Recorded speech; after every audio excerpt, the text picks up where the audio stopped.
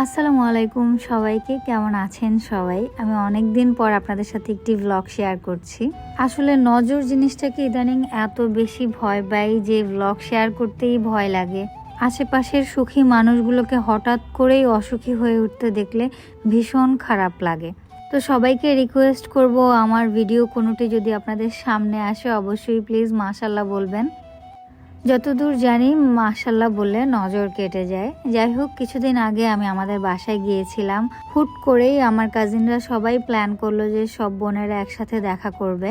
দেন আমাকে ফোন দিয়ে বলল, আপু তুমি আজকে না করতে পারবা না, আমরা অনেক দিন সবাই একসাথে হই না, চলো একসাথে দেখা করি। তারপর ওরাই সব কিছু অ্যারেঞ্জ করে। আমরা গিয়েছিলাম মিরপুর 12-তে। বাই দ্য ওয়ে, মিরপুর 12-তে অনেক রেস্টুরেন্ট আছে, আর মিরপুর 12 দেখতেও আমার ভীষণ ভালো লেগেছিল। আমরা গিয়েছিলাম অ্যাভিনোতে। এর উপরে রেস্টুরেন্টটাও খুব সুন্দর। আজওয়ার বার্থডে নেক্সট মান্থে, তো আমি আজওয়ার বার্থডে করার একটু ইচ্ছা আছে, যেহেতু আজওয়া খুব বার্থডে করতে লাইক করে। সে চায় তার স্পেশাল দিনটা আমরা সবাই মিলে সেলিব্রেট করি। আর এখানে আমার ছোটো বোনকে দেখতে পাচ্ছেন। আমার যেটা মনে হয় যে জীবনের যে কোনো শখ বা আহ্লাদ পূরণের নির্দিষ্ট একটা সময় থাকে, আর সঠিক সময়টা একবার যদি চলে যায় সেই শখ পূরণ হয়তো ঠিকই হয়, কিন্তু তৃপ্তিটা আর পাওয়া যায় না। সে একদম ছোটবেলা থেকে মার্চ কবে আসবে, তারপর হচ্ছে মার্চের 4 কবে হবে, আমার মেয়ের বার্থডে মার্চের 4-এ। দেন একদম পুরো বছরটা রানিং থাকতে থাকতে হচ্ছে আমাকে জিজ্ঞেস করবে, মা আমার জন্মদিন আসতে আর কয়দিন বাকি। তো আনফর্চুনেটলি এবার আজওয়ার জন্মদিন হচ্ছে রোজার মধ্যে পড়ে গিয়েছে, তো দেখি রোজার আগেই করার প্ল্যান রয়েছে। আর এই যে খাবারের মেনু সেট করেছে আমার ছোট বোনরা, তো ওইগুলো অনেকদিন আগে খেয়েছিলাম। এগুলোর কী নাম আমি জানি না, আপনারা কেউ নাম জানলে কমেন্টস করতে পারেন।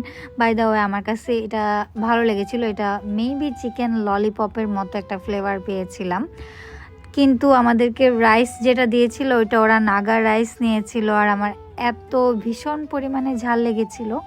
আমি ঝাল খেতে ভীষণ পছন্দ করি, কিন্তু এটার ঝাল খেয়ে মনে হচ্ছে না বাবা, এত ঝাল আসলে পসিবল না। আর ঝাল কাটিয়ে ওঠার জন্য খাচ্ছিলাম মাল্টার জুস আইস দিয়ে।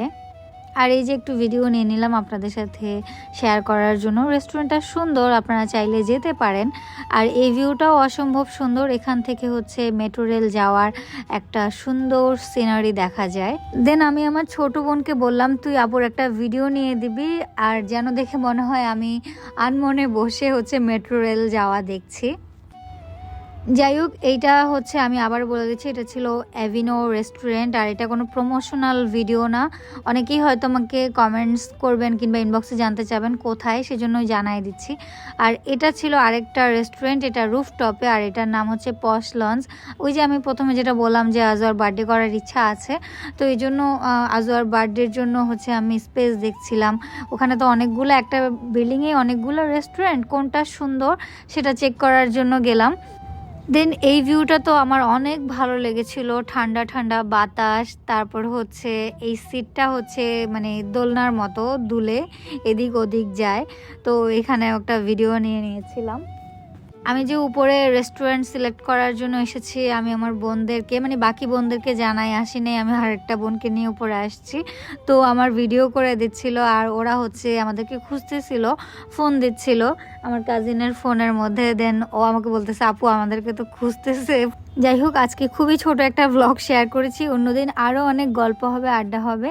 ভালো থাকবেন সবাই। অনেক দিন পর আমার ব্লগ দেখতে আপনাদের কেমন লাগলো অবশ্যই কিন্তু কমেন্টস করবেন, মাশাআল্লাহ বলবেন অবশ্যই। Bye bye.